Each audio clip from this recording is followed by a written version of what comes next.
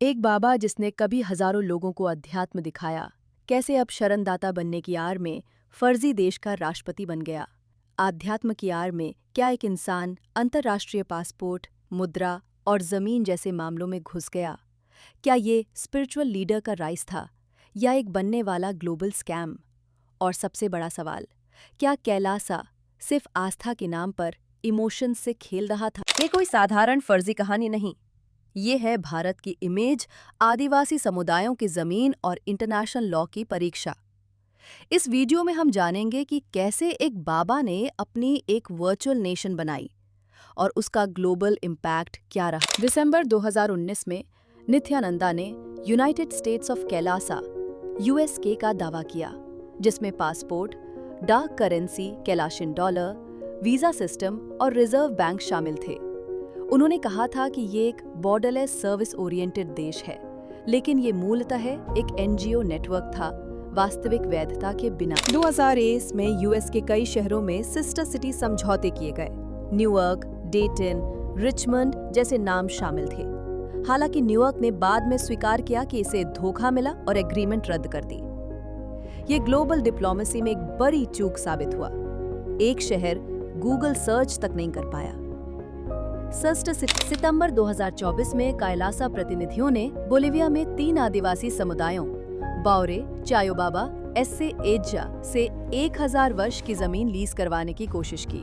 लगभग 4.8 लाख हेक्टेयर का सौदा, सीमित जानकारी और जमीन की वल्नरेबिलिटी का फायदा उठाकर आदिवासियों को सौदा कराया गया 108 की और 55 के वार्षिक लीज फीस के साथ।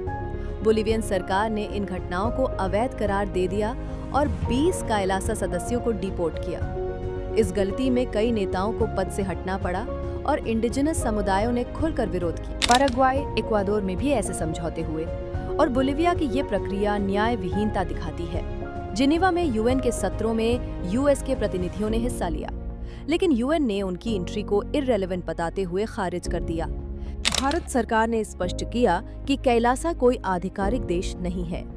नित्यानंदा ने मीडिया पर हिंदू फोबिया और एंटी हिंदू प्रचार का आरोप लगाया। कैलासा.org पर इसे बॉर्डरलेस सर्विस नेशन बताया गया, लेकिन सभी दस्तावेज डिजिटल फंतासी साक्ष्य थे, फिजिकल आधार नदारत। डिप्लोमेटिक ओवरसाइट न केवल साधारण गलती, ये वैश्विक स्तर की कमजोरियां दिखाता है। लैंड राइट्स वायलेशन, इंडिजिनस जमीन कानूनी रूप से कम्युनल है। 1000 ईयर लीज अपराधिक। मिसयूज ऑफ फेथ, एक धार्मिक आडंबर की आड़ में भावनाओं से खेला गया, भारत की छवि प्रभावित हुई। लीगल वैक्यूम, ग्लोबल फ्रेमवर्क्स अब तक ऐसे डिजिटल माइक्रोनेशंस को संभालने में असफल। आस्था की जांच जरूरी, रिलीजन का ब्लाइंड फेथ कभी क्वेश्चन न बन जाए। ड्यू डिलिजेंस की जरूरत, हमें फेक आइडेंटिटीज के खिलाफ ग्लोबल विजिलेंस बढ़ानी चाहिए। लॉज स्ट्रेंथन करें। एथनो लैंड राइट्स और डिजिटल सॉवरेनिटी दोनों की सुरक्षा जरूरी। जैसा कि हमने देखा, कैलासा सिर्फ एक फेक नेशन नहीं, बल्कि फेथ, डिसेप्शन और ग्लोबल पॉलिटिक्स का मिश्रण है। तो आप क्या सोचते हैं? क्या कैलासा एक हार्मलेस स्पिरिचुअल स्टंट था या एक इंटरनेशनल स्कैम? अपनी राय नीचे कमेंट लाइन में जरूर दें।